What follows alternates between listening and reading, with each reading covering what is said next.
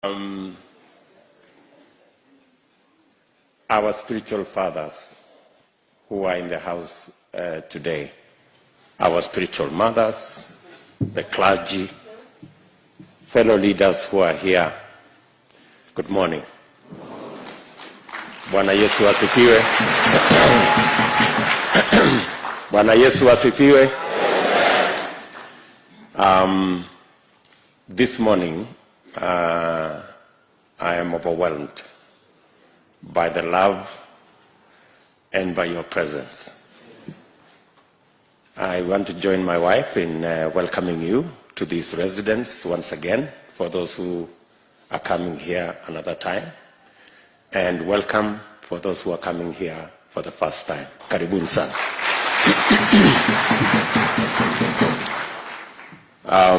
Let me thank the leadership of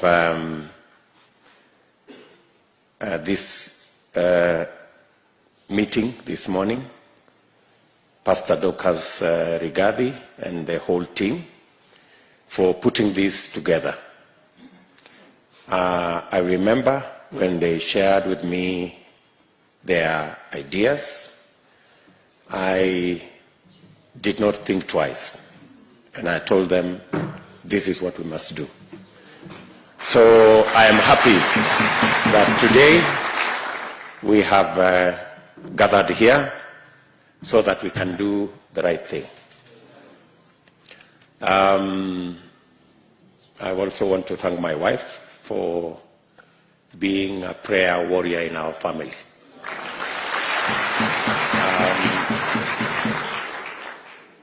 As you have heard, I have never had peace the last week, because on this Friday I was in our bedroom and I had shouts from downstairs, and I was wondering what the problem was. But then there was this water that was being brought.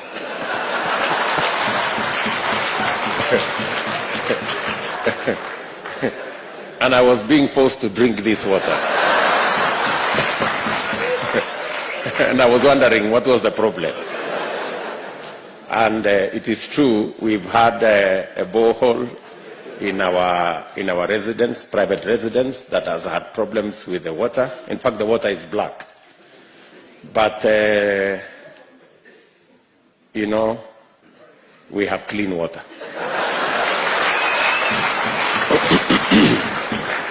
So I am a witness to this clean water.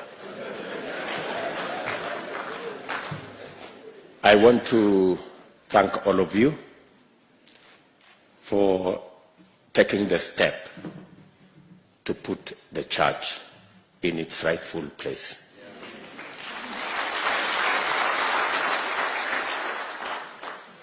I have been worried as a Christian for a long time, because the church was timid, and the church did not want to take its rightful place. I am very happy that today I have partners,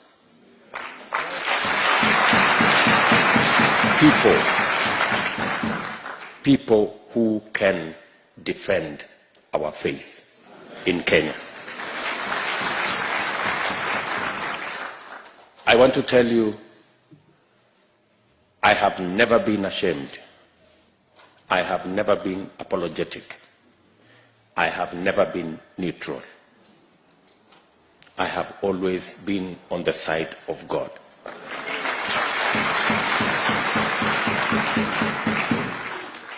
I am happy that the church has said they too, they will not be neutral.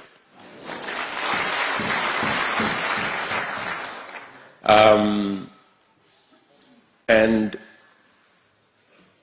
taking a position in line with your faith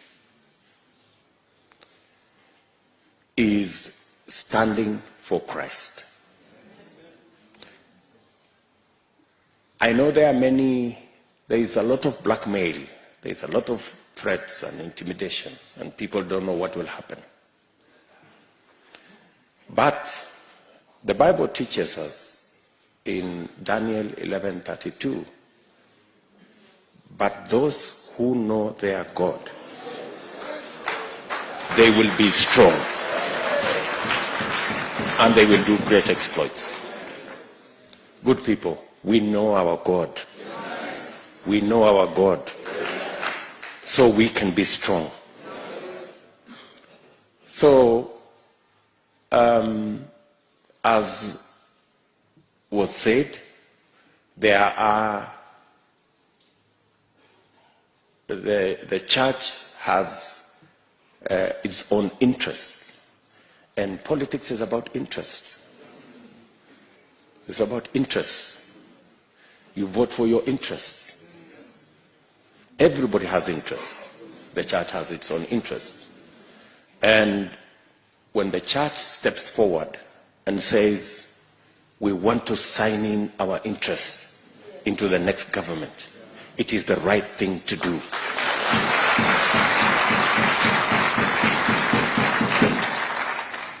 And I told the team that I do not have to read the interests of the church, because they are my interests.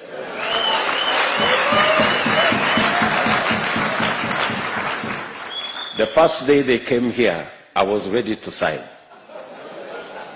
They are the ones who delayed me. They said, wait a minute. Because the interests of our faith have not been on the table of the Republic of Kenya. For the first time, we will have the interest of our faith on the table.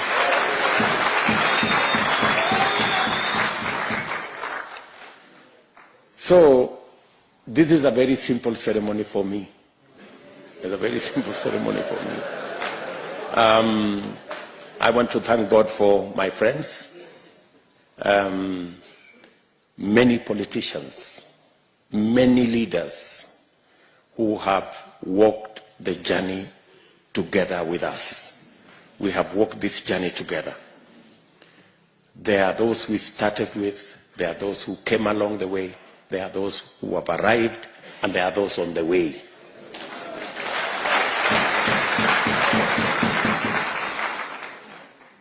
And it is because we believe in God.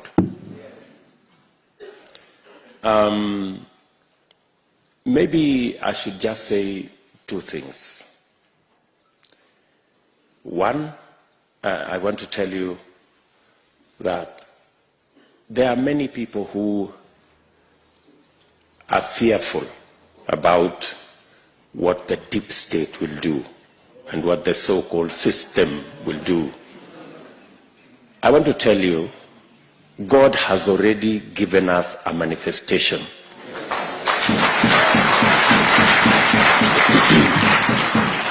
Let me give you a testimony.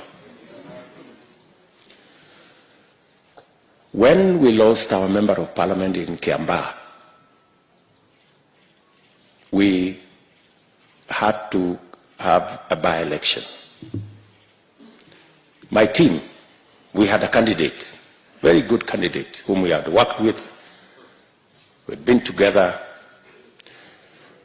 and he was a good candidate and a very strong candidate. In fact, in the opinion polls that we did immediately after, when we were preparing for the by-election, he had approximately 70% of the vote. But when it came to the by-election, our candidate was bought. So our candidate went to the other side. And so we were left with no candidate. So we asked ourselves, so what do we do? Maybe some say maybe we just forget about it. In any case, it's just 1 year. So let's just, organize ourselves for the next election. But other people said, no. Let's look for another candidate. So we looked around. We found one fellow who had run before. Then after a while, he again disappeared.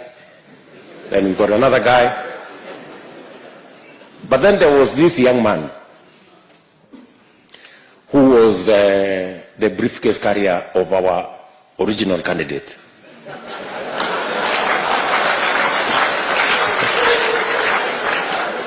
So, and then this young man was saying, let us look for a candidate, but in the event that there is no candidate, I'm available.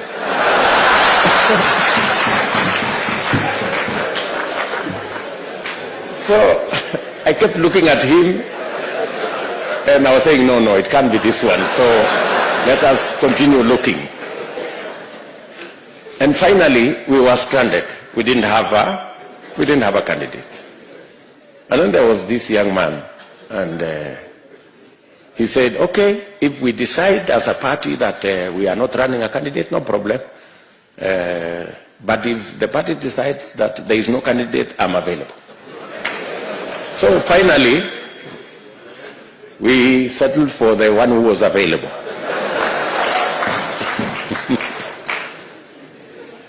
And it was not an easy decision, because on the other side was our formidable candidate with 70% of the vote in our opinion polls, with a system on that side, with a deep state on that side, and everything that you'd need to win an election on the other side. Now we had this young man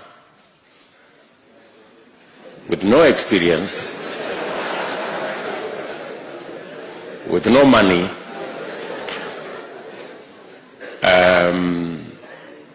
but he was available.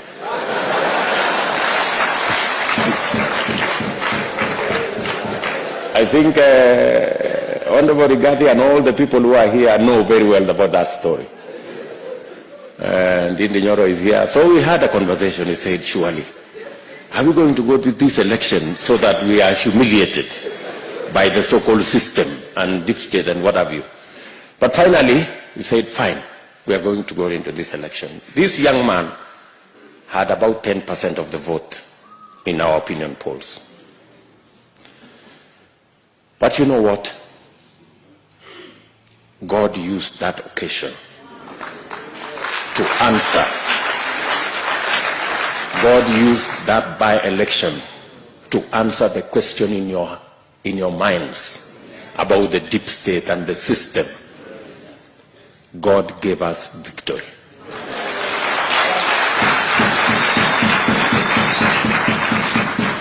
John Njuguna Kawanjiko won the election.